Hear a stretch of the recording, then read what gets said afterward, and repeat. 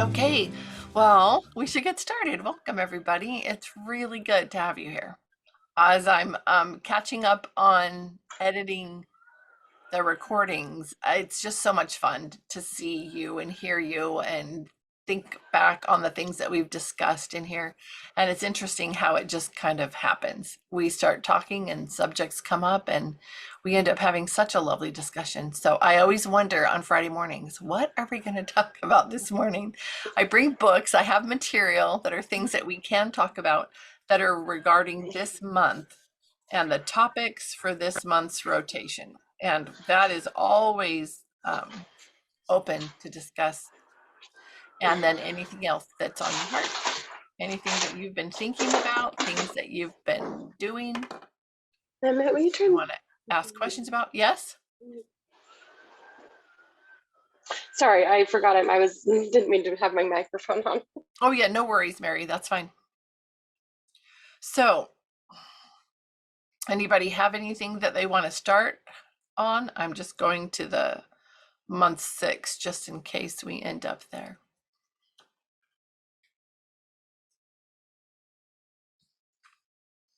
Oh, this is so strange. I was telling the other girls my computer's having problems this morning. I've been trying to fix it since 8 o'clock and I'm having no luck. So I have 3 windows on my computer that are like little photo templates, and those are the only spots on my computer that I have color. All the rest is very muted, so and very light. So it's very odd. So if any of you know computers, you can message me later and help me out because I don't know what's going on, and I won't know till Monday when I talk to Michael on P-Day. I won't know what to do.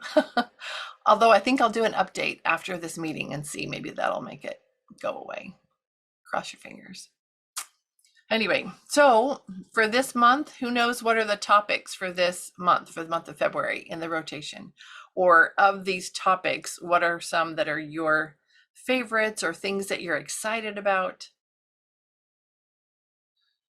I would love to know. I loved Marlene's summary the other day of what we're talking about and why, how it ties together. I think that is so good to get the why. Be reminded about how these things tie together. And I'm excited because I get to talk about these things with the young ladies at Pinehurst as well. So that's so good.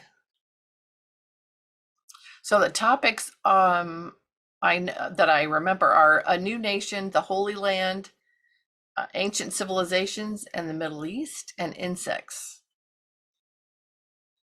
Insects was always one of my favorite things. Oh, and storytelling. Thank you, Melanie. Right, storytelling. Of course, of all those things, that's my very, very favorite. Okay, so Melanie says, I started the Restoring the Art of Storytelling book last year, and I'm really looking forward to coming back to it. Yeah, that's great. Oh, I love storytelling. I don't think that should ever stop. I don't think there's a group of people anywhere where storytelling wouldn't be appropriate. Do you?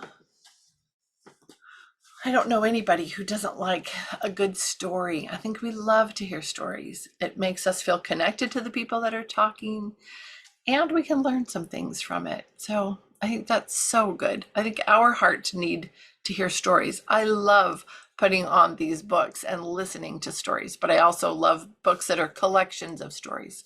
I think that is so much fun, like short stories and things like that. I just found this book. I'm reordering my library, organizing my library, and I found this book in the library. And it is a collection that's put together by Clifton Fadiman. Clifton Fadiman is the guy who, now I'm not going to remember the other guy's name. Anyway, he and the guy that I usually talk about is, they're the two that put together the great books of the Western world. The other one is the one who wrote How to Read a Book. Still not coming up in my head, but anyway, this is volume 3, and I probably picked it up at a library book sale, but it's The World Treasury of Children's Literature, Volume 3. So this is the one that's for a little bit older children, but there is a Volume 1 and a Volume 2. And he goes through and talks about some of these different selections of books, and then he gives you, he'll give you an insert from an excerpt from that book. He's got poetry and stories, and then he talks a little bit in between about why he liked that selection or why he put it in here. But I loved his beginning. He says, "Reading is one of the few things I know much about. I started at 4 and I've kept at it for over 3/4 of a century, with occasional interruptions for eating, sleeping, and a few other matters." And I loved that introduction. And then as he was compiling this 3rd volume, he said, hold on, where did he say that part? That's not here. He was talking about him putting this together. Let me find that. I just love things like this. I love collections. Okay. So this one is intended for 8 and older, but I think maybe even older than that. No, 8 to 12 and up. And then the first 2 volumes are for younger children, maybe ages 4 to 8, which means I can read it. Okay, well, he was talking about how this worked as he was putting it together, but he was talking about the fact that right now, while he's doing it, oh, here we go. He said readers can't be precisely graded to age levels, which I like to hear. I agree with that. He said everything I chose to include in the Treasury's 3 books had, first of all, to give pleasure to a reader who, as he writes these words, is 81. So he was 81 as he was putting this last volume together, and I like that too. So it's got a lot of good selections. It starts out with poems, as I said, and then the very first story it started out with is Laura Ingalls Wilder from Little House in the Big Woods. So, and then at the very end is a little essay he wrote for grown-ups only, and it just talks about why children's literature is so important. So that might be a fun book to look for. Anyway, we're talking about this month's rotation, about storytelling, about anything you want to talk about, and anything from the past. So if anybody has something they want to share, now is a good time to share. I've got something kind of small to share. Nice. Hi, Melanie. So, hi. So this last week, I had the 3rd meeting for my new local Mothers of Influence group. And so we're going over part 2 of Catch the Vision together. And the woman went through most of the section, but one of the videos that she missed was Marlene explaining heart and mind and spirit. I think this is the 3rd column on her list of, how they're different. And she kind of lists out like how mind has like facts and data and I don't know. Anyway, so since she had missed watching that video, I tried to kind of summarize it for her, but the words weren't really coming to me, and I couldn't remember the words that were on the list. I couldn't remember the fact of what was on the list. So I tried explaining it with sharing a story about my experience so far in starting to learn the harp, kind of a mind approach and a heart approach, and trying to figure out how to, combine those and gel them and get some of both. Anyway, and then I realized later, after our meeting ended, that I thought it was interesting that where I couldn't remember the facts of what was in the video to share, I thought of a story and ended up teaching it through like a heart method to try to explain the principles. If that makes sense. So anyway, it was just interesting for me to kind of recognize that that's what I was doing and that's why it worked, and that when I don't have a great memory for a lot of details, but I can still explain and teach things in another method,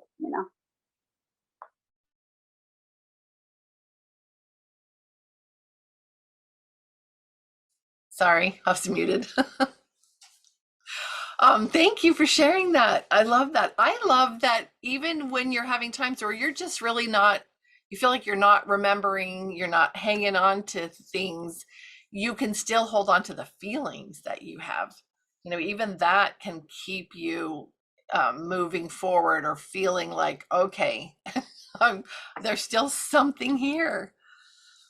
But I love that. Thanks for sharing, Melanie.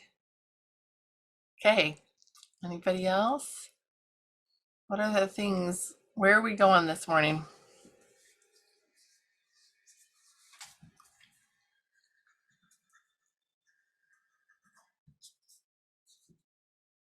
Oh my goodness. I started to write January. Can you believe we're in February of a whole new year?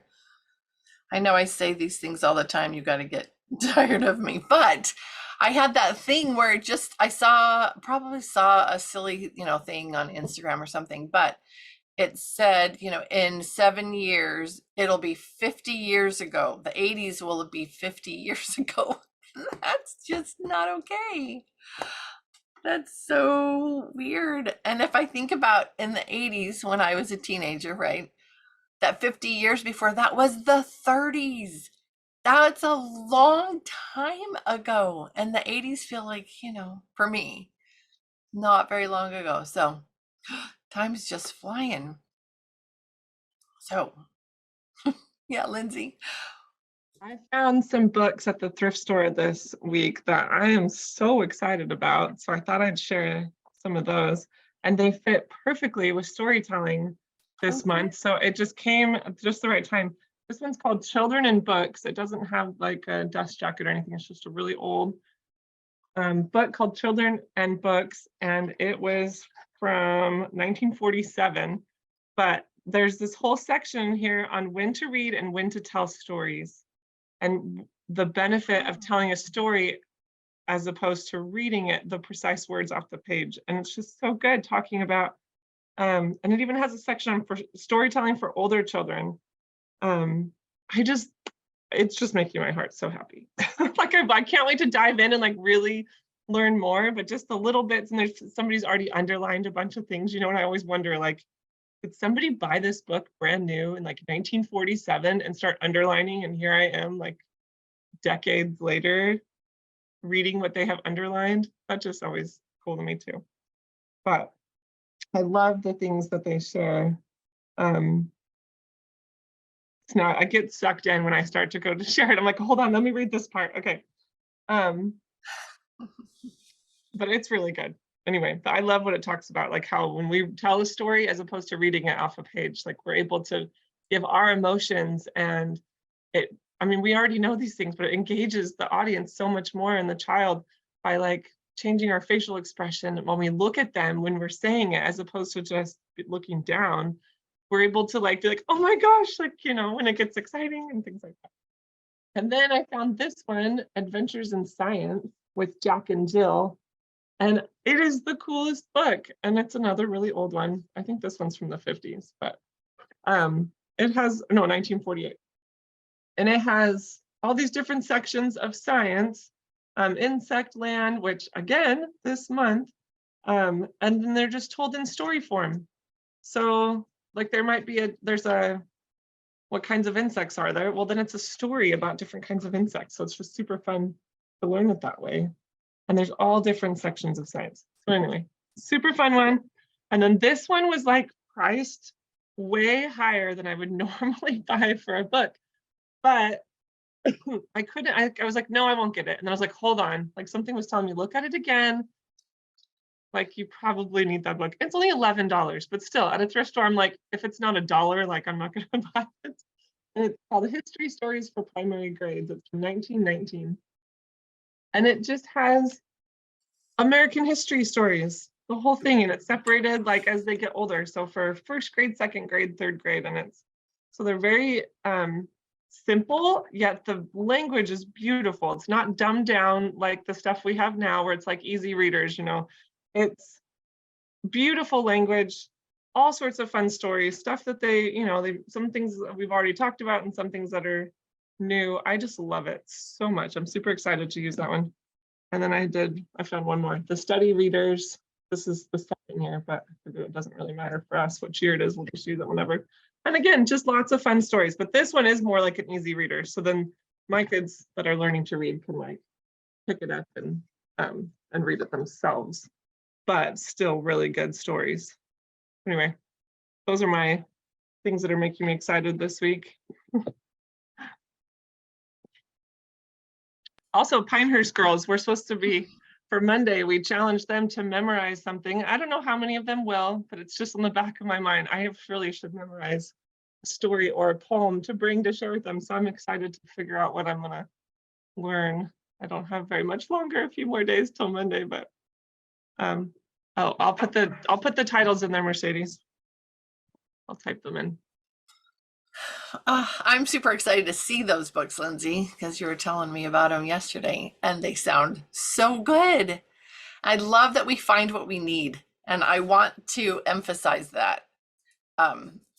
All the years that I was teaching my children, the times, especially the times when we were really tight financially, because I wasn't with a charter or anything, so I didn't have school funds.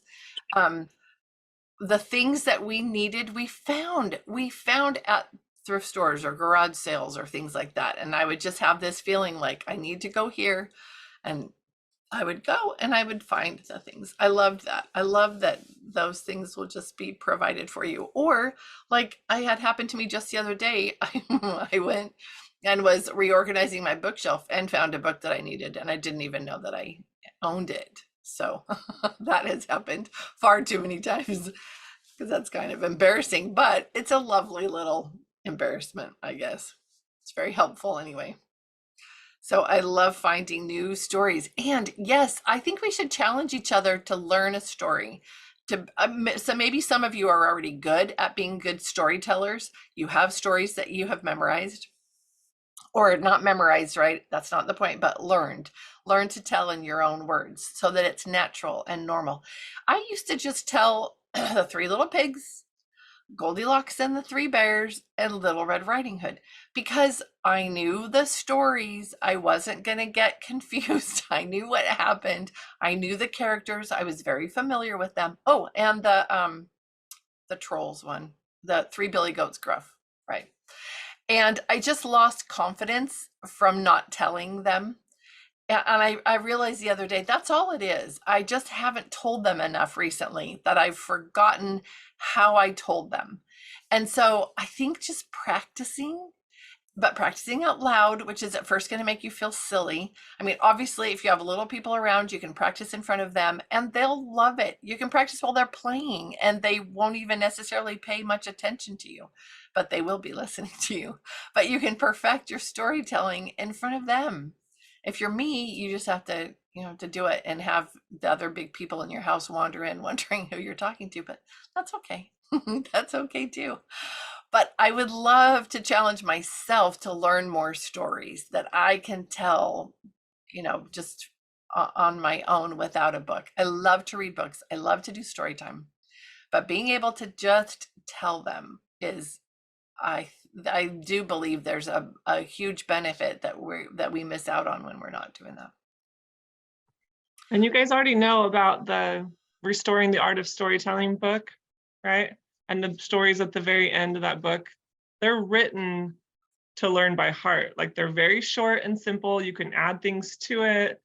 And those are the ones you want to look at if you want to learn a story by heart, because they're much easier. They're not so wordy, and it's just the story, and then you get to retell it. And can you tell us more about that book, Lindsay, just so that if there is someone that isn't familiar? Yeah, it's one of the extra ones. It was actually the very first book in the Libraries of Hope that I bought, Restoring the Art of Storytelling in the Home. And it has all the tips and the steps and the quotes and fun things to why we do it at the beginning, and then it gets to like about halfway through, and it is, let me find it, maybe even less. And then it just goes into Stories to Tell, part 3 of the book, and it's like more than half of the book. It's just the stories, and those are great, and it's separated by age. So it starts with familiar stories for ages 2 to 5, and that's probably where I would start, like learning them by heart, because those are the ones we're going to be most familiar with. And so again, age doesn't matter. You can tell those ones to your 9-year-old or your 25-year-old. It doesn't matter. Right. And so those are fun. And so then it just goes into, you know, how her progression of stories, familiar, and then what's the heroic, or I forget the order it goes in. It tells me at the beginning here. Familiar, imaginative, historic. So it goes in that order and has different stories. So they get a little longer as it goes towards the end, but great place to get stories. And they're really short. So here's one at the very end, like one of the harder ones, Sir Philip Sidney. And it's just 1 page. So you read this and then you know it. You just kind of, it has the tips in there how to learn the stories. And you just work through those steps and practice, lots of practice. I love that you brought that up, Lindsay. And remember, if you don't have the book, you can get that issue app and then go into it. I think it's so much easier through that app than any other way. So Issue is a free app, ISSUU, and you can, I just did it while Lindsay was talking because I don't have it. So now I have it. So just through that app, and I can read all the things that she was just talking about for free. So if you want to have the book, so it's right there with you, great, order it. Mercedes has hers. I saw that. I honestly feel like this is the most important book in the whole Libraries of Hope. That might be really bold of me to say it, but I think if we only had one book, this would be it. Because if you could tell the stories out of this book and tell them by heart, and that's all you did with your kids, I feel like that's all you would need to do. Isn't that a great thing? Because that could give you a lot of freedom. How about for the month of February, all I worry about is memorizing, learning some stories that I can tell. I just spend time in this one book and I learn stories that I can tell. I think that would be a fabulous goal to have. And you could leave out every other subject and you'd be fine because you would have just increased your confidence in telling stories to your children. I think that's a great goal. I think I'm going to work on that. If you get really into it, I've always wanted to join or start. They have like storytelling clubs around the country. So you can look up and see if there's even like a storytelling club in your area. Kind of cool. I didn't know that.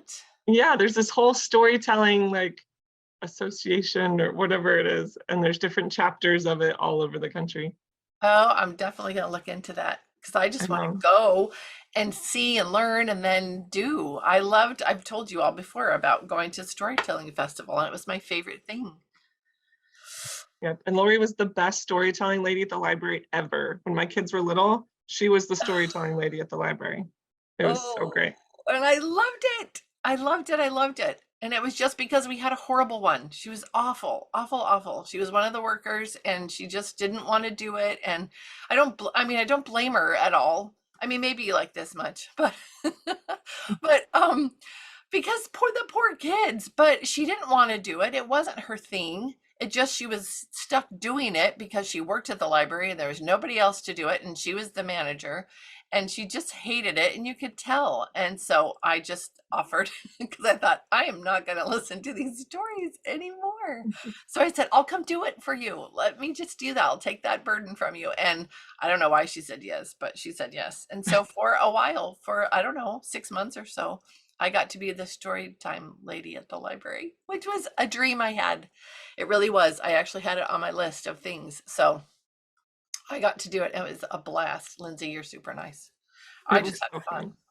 Yeah, we have so many good memories of that. She'd do a theme. There'd be like Dr. Seuss Day. And it was fun. It was a lot of fun. A theme every time. Books that all went with a theme and dress up and snacks and crafts and all the good stuff. I would still be doing it right now. In fact, I don't think they're in my bedroom. I want to do a story every Friday. I really do. And I think I might just do that. we get talking, and then I should do it at the beginning when nobody's talking. I should just read a story while you ladies kind of figure out what you're going to talk about and what you want to do and because as a mom, don't you come to a thing and you're all excited because you have stuff that you're going to share, and then you get there and you're like, dang, what was that thing what was that thing that was so big and huge and I've been waiting all week to share it? And then, uh, anyway, so I might do that because I love sharing stories. I just think that's so much fun. I think you learn a lot about people too when you share stories, things that you love with them, don't you? It's like when you're in school and you're sharing, songs. I mean, for me, it was like, the latest album, like, vinyl. Anyway, but you share recipes or whatever it is, and you make connections because you're sharing. So I love the idea of sharing stories. You can share your favorite stories. I know we've done it before, but I think we should ask Lindsay if she would tell her story, the story that she's famous for. I don't know. I tried doing it last night at dinner because Max was like, Mom, can you still do Rindersella? Is that what you're talking about? Yeah. And I was like, I started it, and then I was like, oh no, there's parts that I couldn't remember, but yeah. But I tell it at girls' camp, so all the young women, they know me as the Rindersella girl. Yeah, the Michelle knows. storyteller. I need to memorize some different ones this year or learn some new ones, so I have more in my repertoire. That one's really fun. And if you have older kids and you think, oh, they are not going to be into this, they're not going to like it. I'm trying to find it. I can start it at least and butcher my way through it. Okay. Good. I think you should because it's really fun. But don't you think if you have older kids, that would be a way to get them excited about, or at least interested in stories because they think it's fun? One of the young girls at Pinehurst Academy, she took that as a goal and she learned it. She memorized it because she was inspired by Lindsay, and then she shared it with the other young ladies on one of our Monday mornings. So it was really fun. Phone, huh? Where's my phone? I don't know. Then I could have it as backup, but okay, I'll just start it. Once upon a time in a corn country, there lived a beautiful girl, and her name was Rindersella. Now, Rindersella, oh goodness. Also in this corn country, there lived a very pransome hince, and the pransome hince was going to throw a fancy fall. And he would invite people for riles a mound, especially the pitch people. But all Rindersella had were some old wordy dags, and so she couldn't go, and she just cat down and scried. And while she was scrying, there appeared her Gary Modfather. And her Gary Modfather waved his wagic wand, and this is where I got stuck last night. And I don't know, Cinderella had I don't remember, a dancy fest. What was it? And before she left, her Gary Modfather said, now make sure you come back before midnight or I'll turn you into a tumpkin. And so off Rindersella went to the Bancy Fall, and her and the pransome hince danced all night, and they lulled in love. And just as the mid-clock struck night, Rindersella spaced down the rears, and just as she beached the rottum, she slopped her dripper. So the next day, the pransome hince looked all over the corn country for the beautiful burl. And when he got to Rindersella's house, he tried it on her muggly other. Oh, I forgot that at the beginning, the muggly other and the two sad blisters. Tried it on her muggly other and it fidn't it. And he tried it on her two sisty ugglers and it fidn't it. And he tried it on Rindersella and it fidded it. It was exactly the sight rise. And they, no, as it ends, they lived happily ever after. And the moral of the story? Yes, the moral of the story is, if you, the storal of the Maury is, if you go to a Bancy Fall and you, all right, and you want a pransome hince to loll in love with you, don't forget to slop your dripper. Oh, Oh, that's isn't that terrible. so cute? So look, even if you mess it up and forget a part, Lindsay, it's still just so much fun. I just think it is, yes, delightful. That's a good word, Cadence. You It guys are sweet. is.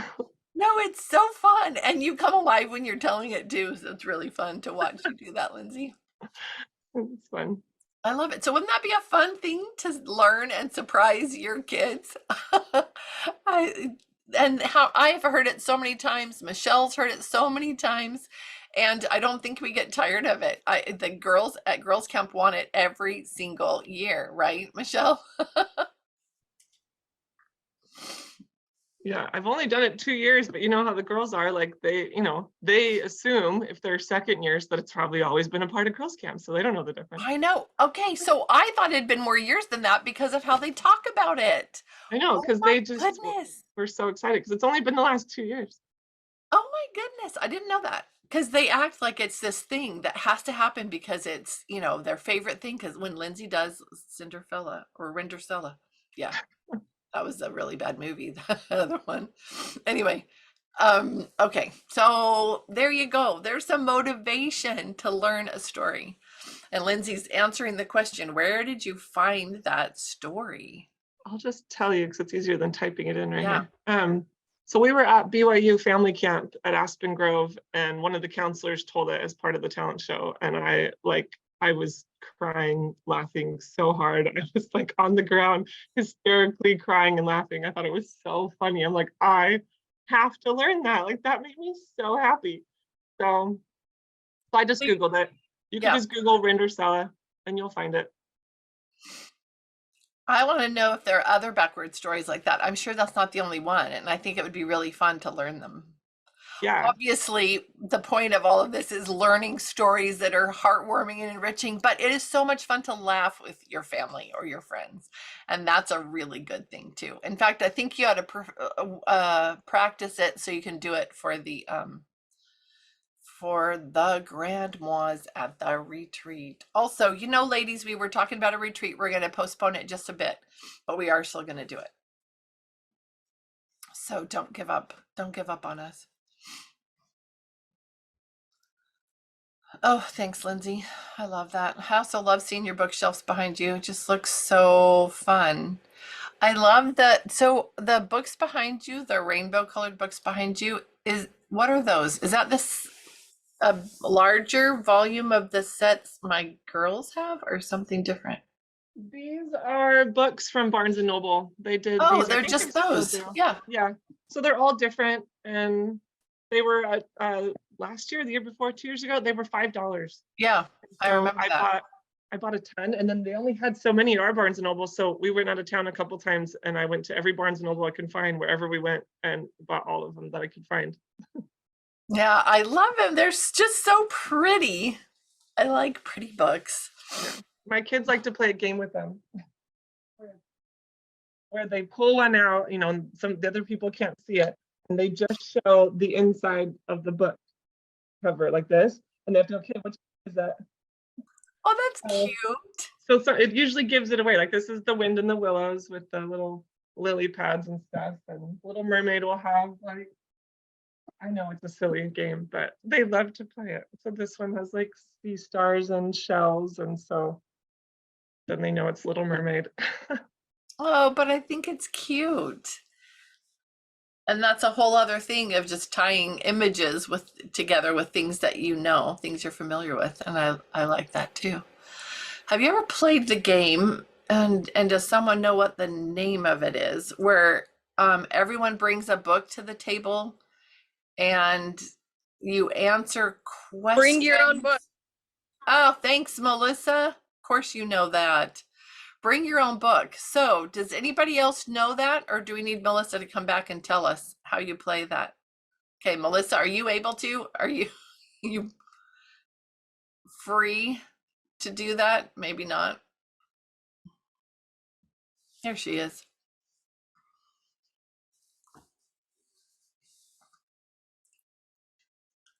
Oh, it's actually a thing you can buy. Okay, bring your own book. All right, So I've played it before. I don't remember exactly how the rules go, and it looks like maybe Melissa can't talk right now. So I'm looking. But you answer. Oh, you're muted. You're muted. There we go. Sorry. Yeah, it is a board game. Well, not a board game. It is a game you can buy. I was introduced to it.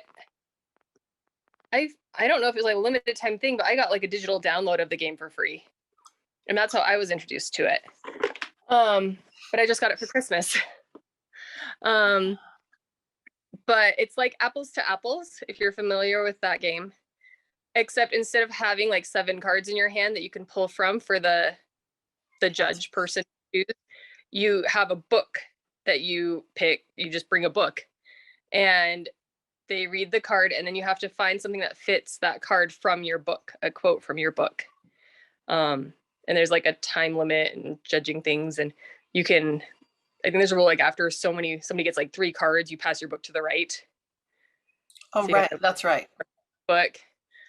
But I did it for a birthday party. I have a friend that we share a birthday in the winter and it's cold and gloomy. And one year we invited all our friends over. We had like 4 tables of women, all playing bring your own book. And it was so funny because some people had children's books with like 2 words on each page. And somebody brought a cupcake cookbook. Mm-hmm. And somebody brought a textbook, and somebody brought the Bible. And so yeah, it's just lots of fun. Yeah, I love creative things like that. I think that's fun, and it gets you familiar with books. So yeah, it just came into my head. So okay, so are you excited about storytelling now? Are you motivated to maybe learn some stories, read some things in the Restoring the Art of Storytelling? I hope so. Melissa. Sorry, I'm gonna bring something else up. Do. Sorry, I've had a cold all week. So I think I shared on here the story of my grandmother going behind the Iron Curtain, and Yes. she had the opportunity to go behind the Iron Curtain in the 50s, and was basically an honored guest of Czechoslovakia at the time. And she was doing like an ad campaign for a big company out there at the time, and they got permission to bring her in. And she's passed. But recently, even though she passed a while ago, we were going through some of her things, and and my mom pulled out some things that she got in Czechoslovakia while she was there.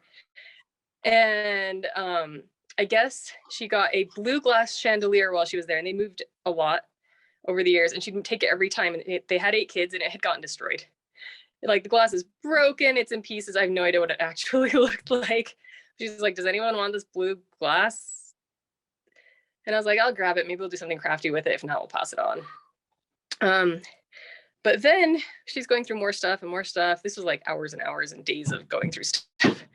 And she pulls out a bag and she goes, "Oh, this is a standard issue women's wool skirt from behind the Iron Curtain, because everything was handed to you pretty much. Like everyone got the same thing."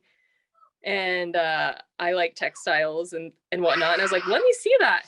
And she hands it to me. I was so shocked, because when I think of a wool skirt, I think of a heavy, thick, keep you warm wool skirt. And this thing is like so thin. Like I would have to wear like wool pants underneath this to stay warm. Hey, boys. Hey, are you okay? Okay. We don't have to we don't have to be like animals in the house. You can go outside if you want, okay? Sorry. Oh, so cute. We're loud over here. And I was kind of surprised at how much I wouldn't like wearing the standard issue skirt. Yeah. And she started going through some more, and she pulls out this gorgeous goblet vase, this glass goblet vase that was, I think, hand blown and then painted and porcelain, and I don't even understand how they make it. but it has reflective pink glass panels in it, and it's just this pretty little vase. And she's like, "Oh yeah, she got this there too." And I was like, "I've never seen any of this. I've never heard any of this." And I was like, "Why did she get so much glass stuff? That's kind of not her typical. She'd get a lot of stuff when she traveled, but glass wasn't her thing." And so I Googled Czechoslovakian glass, and this is where the storytelling comes in. Behind the Iron Curtain, they had propaganda ministries for everything. That's probably the wrong word, but everything was monitored. You had to go through the government to publish anything. You had to work for the government to get any stories approved or comics or anything. It was all monitored by the government, except for glass. They didn't think that glass could be propaganda in any way or used to influence people in any way or tell a story. And so they didn't monitor the glass workers. And so a lot of artists became glass workers so they could still tell the stories they wanted to through glass. And they actually would send glass to foreign dignitaries. That was kind of their thing. Like, look at our pristine glass. We're so much better than everyone else. And they'd let their glass people go to international fairs and things to show off their amazing glasswork. And that was part of their, like, look at us industry.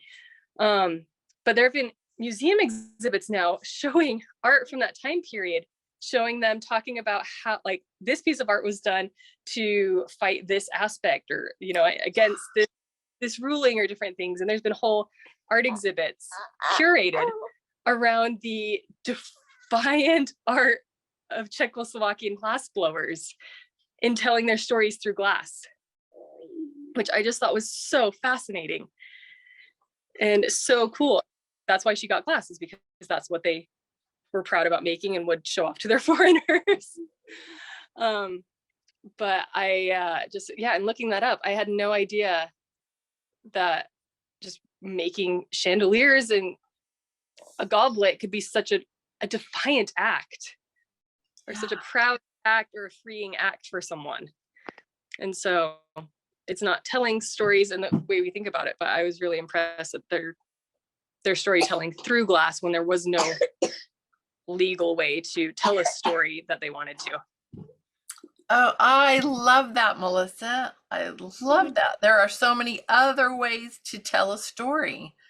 And then just the history of that. And that story about your grandmother, we still want you to write a book about that, because we would love to have access to that whole story.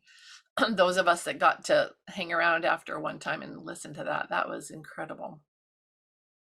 Incredible stories just in our own personal histories. That's so cool. Yes, Mercedes said people find a way to express themselves. Don't you love that? Yeah, Lindsay. I don't remember the details, but I remember at the Simple Joy conference, the storyteller portion of it, he did talk about that, like different ways that we can tell stories through sculpture, or like that, like glass or poetry, or just different, or plays, different ways that we tell stories. I thought it was cool. Mine and quilts, things like that. Yes, I think he even Textiles. mentioned that too. And yes, I agree. Melissa, that story that we heard before of your grandma and the national anthem there, like, was so powerful. I can't even like retell it without crying. I can't even talk about it, because I just thought, oh my gosh, it's just such a powerful story. So yeah, hopefully everyone here gets to hear it at some point. Yeah, when you get permission, finally. Yeah. We're just waiting. We'll buy your first copies or whatever. Or if you just want to share it again with us sometime, you let me know and we'll make that happen, because that's just really powerful. Yeah. So, and just a side thing, just because it is always helpful for people to be praying, Lindsay and I got a message while we've been meeting from one of the grandmas. And she's the youngest one. And she just messaged us to tell us that her sister-in-law had a heart attack this morning. She was revived. She's in the hospital. They don't know very much. She's got 6 kids, 15 to 2. Her name is Susie. So if you ladies can remember and have some moments today that you can include Susie in your prayers, that would be a beautiful thing to do.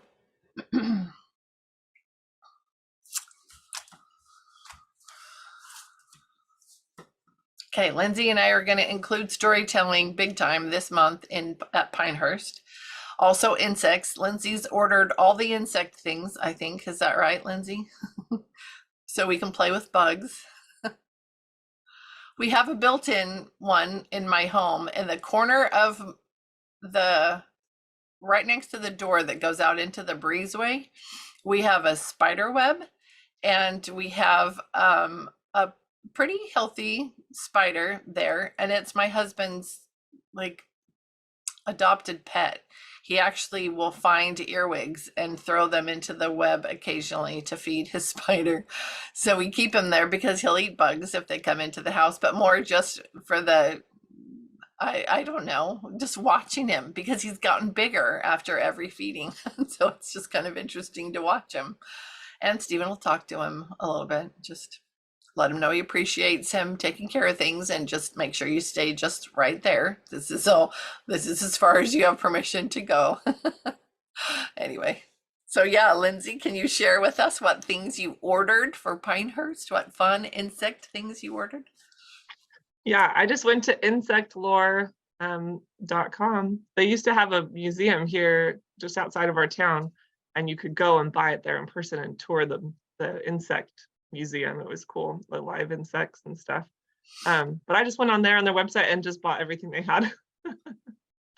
We have I'm part of the charter, and so I have school funds that I don't ever use. They just go to waste because I have everything I need. So I was like, I'm gonna buy all the bugs. I did. I love it. Did you get an ant a thing to put the ants into? Yeah, they all come with their own habitats. So I know you already have Perfect. some, but the kits come with it anyway. So the praying mantis has like a net thing, and caterpillars have the butterfly net. And this one it's more of it's not the like tall tube one. It's like it's kind of a tent, and it has like a screen and like a clear piece in the front, so you could like look in a little better Oh, okay. and see them. I don't know. And So then the it's ladybugs, flattish, so you can see their trails. something, I don't know. Well, bye Mercedes. And then the ladybugs have a little habitat, and the ants, yeah, have like a little plastic hill. Yeah, okay. I'm excited. I think that's going to be fun. It'll be fun for your kids in the meantime. I was super excited, then I realized, oh wait, they're going to live at Lindsay's house, not at my house. So What do you mean they're gonna live at my house? Not they're gonna live at your house. oh, well, that's fine with I'm me. just kidding. I'm just kidding. But I knew but it was just funny to realize that I was actually super excited about getting all the insect things. I don't know. It's more fun if you don't grow up, ladies. Much more fun. Okay, any thoughts before we go to Linnell? We've gone over the last few times, so I want to try to be careful about not doing that if I can.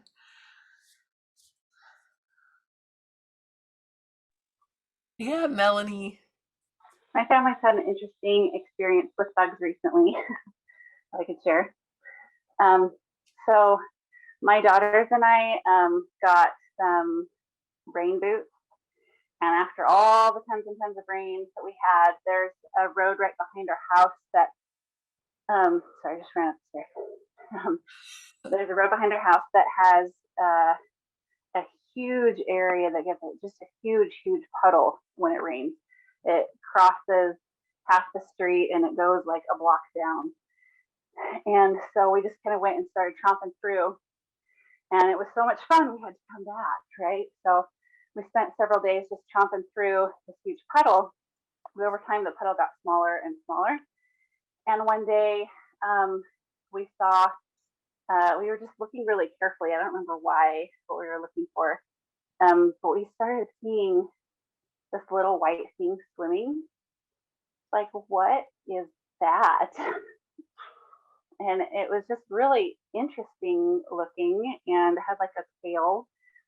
And eventually we found two others. They were 3 different sizes, but it was just fascinating to see how they moved their bodies. It looked like they were waving, the front of their bodies were waving. So we just kept like staring and trying to understand them better. And we came back the next day or a couple days later, and there were a ton of them just all over the place. So it was interesting to see them grow. And then we came back a few days later, and some of them had spikes and off the back, like near their tail, like they had a tail and a spike. So we started like guessing, you know, what is that about? And we were wondering, you know, is this some kind of a tadpole type creature that changes, or are they boys and girls, different kinds, you know? So it was interesting to keep coming back and see them growing and changing, and the numbers growing. And then as the puddle got smaller, we could see them more clearly because it was a shallower puddle. We could see that they were, sometimes they would kind of try to burrow into the dirt a little bit. Thought maybe they're laying eggs or something. And they kind of peck at the green algae. Looks like they're eating it. And then, I don't know, it was just interesting to see all the random things that we could learn about them over time. And I shared some pictures of this with my friend who came over for our local Mothers of Influence group, and she recognized them enough to know how to search to find out what it was. And we found out that they are fairy shrimp. So they're actually crustaceans, and little teeny tiny ones. And they're actually what's the word? They're really rare. They're endangered. And they only come in, they're called vernal pools, which is a term, I guess, used to describe that kind of a puddle that just kind of comes seasonally and then disappears. So their lives are only a few weeks long, and then they just die. So it was interesting to kind of consider, like, what's the purpose, you know, like where did they even come from? And so we researched them. Yeah, so they actually have a bunch of legs that like move in a wave shape to make them propel forward, and then they've got the tail. But those legs seem to be within like a gel-like body, which as the pond dried up, we could actually see their bodies because they were left. And it was really sad to see, you know, some areas where like the ground kind of dipped. And so they were all trying to go to where there was still water. And so there was just like a whole pile of dead ones together. Like, oh, they're like a family trying to struggle for their last bit. Anyway, so it was interesting to see like this weird cycle of life. And we learned that those spikes are actually where they hold their eggs. And then the eggs survive for like a whole year until the rains come again and they grow again. So I thought that was really fascinating that long after their parents have died, they can grow back the population.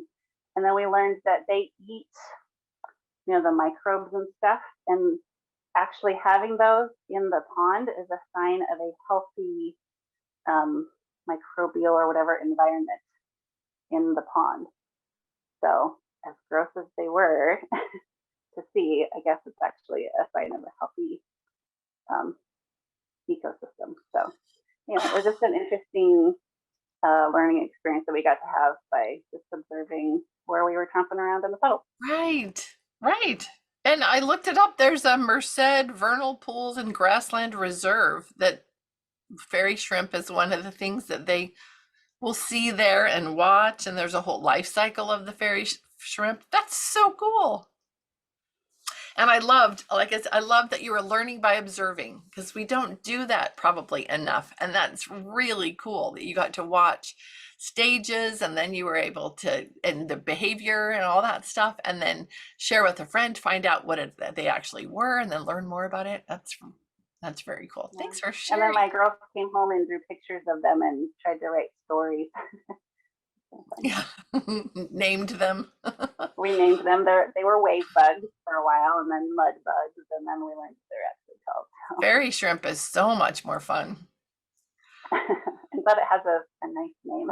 Yeah, that's so nice. Thanks. I'm glad you shared that. Very cool. Okay, ladies, we're going to turn our time over to Linnell. And Linnell, you're so sweet and good to do this for us. We appreciate you.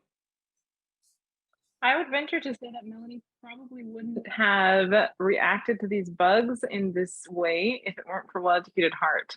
I don't know how you were before Well Educated Heart, but I can say that for myself. I probably wouldn't have had that much curiosity or attention. Well Educated Heart has definitely made me more curious and more interested and observant in my surroundings. So I think that's a mark of a warming heart, and also in your children. That was neat, and to see your enthusiasm about in your statement about discovering the world.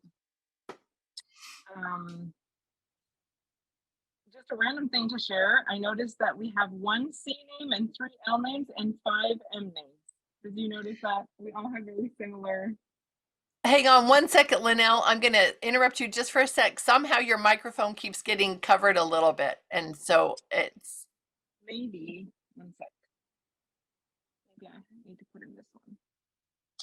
Can you hear me better this way? Mm-mm. Did that connect? Yes. Yeah. Perfect. this So is share again what you shared about the names. about Melanie too, or just the names? All of it. If you don't mind, all of it would be wonderful. Sure. What I said about Melanie is that I would venture to say she probably is more observant and interested in bugs now that she has learned more about Well Educated Heart. Before I started learning about Well Educated Heart, bugs were gross and I didn't want anything to do with them. And now they're endearing, or they're interesting, or we can appreciate the bigger picture. And so I think that is a sign of a warming heart. Mhm. And then about our names, we have 1 C name for Cadence and 3 L's and 5 M's. Mercedes left, but I thought that was just interesting. The 135, and we all have very similar names. And then if Lindsay Watkins were here too, we've got another L. Just a random thing I noticed looking at everyone's names.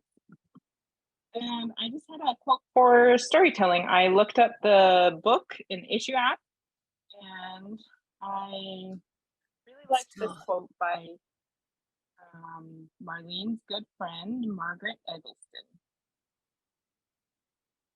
Are you showing me? Yeah, it's still, it was super clear and loud, and then it goes quiet, and I don't know why, and I don't want to miss what you're saying. Let me try to just disconnect Yeah. my AirPods.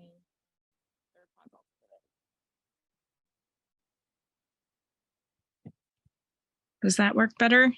Great, great. And I'm so sorry. I hate to interrupt you while you mid. You're fine. That's okay. All right. So Marlene's good friend, Margaret Eggleston, she says, perhaps one of the greatest helps in storytelling is a rich personality. And how can this be obtained? By loving the beautiful, by reading the worthwhile, by filling the mind with those things that are worth passing on, by cultivation of a cheery disposition, by striving toward high ideals. To aim to be an interpreter of life is to aim high. You must have high ideals if you wish the message of the story to be filled with the best. You must have a background in your own life through which the story may pass and be electrified. I think that applies very well to what you said, Lori, when Lindsay was telling her story, doing her storytelling, she just lit up. And so to think about how our personality is portrayed or is carried when we tell a story, this is just an encouragement to seek for the best, to love the beautiful, to continue to warm our hearts, because that is what allows us to pass on the best kinds of stories, and for the receiver to appreciate and enjoy the story that we are sharing. I love it. That's a beautiful message. I love that. I love you sharing that quote, because that is a powerful quote. And one of my favorite phrases in that is cultivate a cheery disposition. My goodness, doesn't that just sound so good? It sounds like one of those mothers, from the stories, the warm, lovely stories that we like to read that help our hearts feel good. But I love that. Seek for the best, continue to warm our hearts so that we can be that kind of a positive and warm influence in the lives of those around us. So thank you so much, everybody, for being here. That was lovely. Isn't this a nice way to spend the morning or afternoon, depending on where you're at? So nice. Thanks for being here, and we will meet again next Friday. And For some reason, I feel like suggesting that you invite your friends or family. We just need to continue to spread this warmth so that even if they come one time and they just feel a little bit different and want to share in this kind of a way with the people that are around them, wouldn't that just make everybody's lives a little bit better? Just sharing this idea of, gosh, women coming together can be a positive thing, just very warm and nurturing. I love it. I love it. So thank you so much for being here. It's fabulous. And I'm going to stick around for a minute so I can see these creations that York is showing me. I love it. So have a good week, my friends.